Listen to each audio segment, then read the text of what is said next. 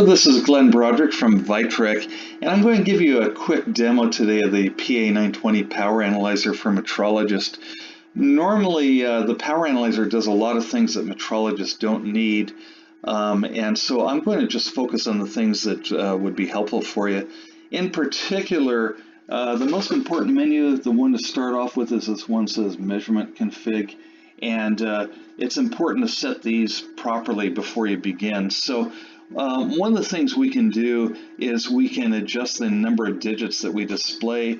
It's a 6-digit meter, but perhaps some of the digits are not significant, so you can turn off digits just to be easier to use.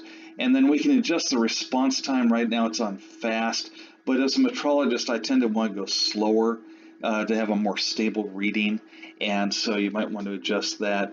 I can adjust the measurement periods and the fundamental frequencies. Under fundamental, I can tell it to lock on and track the current or the voltage. If I'm doing 60 hertz work, I just tend to tell it to lock onto the mains. If you're doing avionics work, you might lock onto other frequencies. And you can also set your own frequency on here, a fixed frequency. So for instance, I've seen vibration people who like to lock onto 26 kilohertz, but it all depends on whatever you're doing. We can go higher. I think 50 kilohertz, we can lock onto a 50 kilohertz fundamental.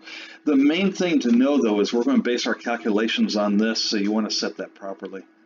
And that's all you do. So this is our data. This is our power data. And you know, it's a 6-digit meter. I'm going to start at the bottom. Here's your voltage. Here's your current.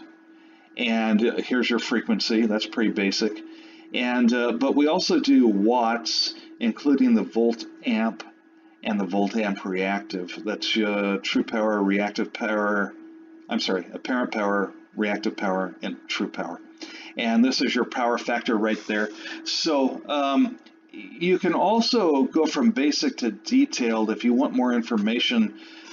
This is our detailed screen, and you can see that I can not only look at the watts, but also how much of that is from the DC and how much is from the AC. Okay, same thing for the volt amps and so forth.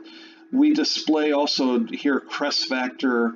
We give you frequency. One of the screens can give you total harmonic distortion if that's of interest to you. Like I said, there's a lot of things that this can do that I won't cover right now, but one of the things it does also is history. And so I can put a plot of any variable that we measure, and right now in red that's the voltage, in green that's the current, and in blue that's the power.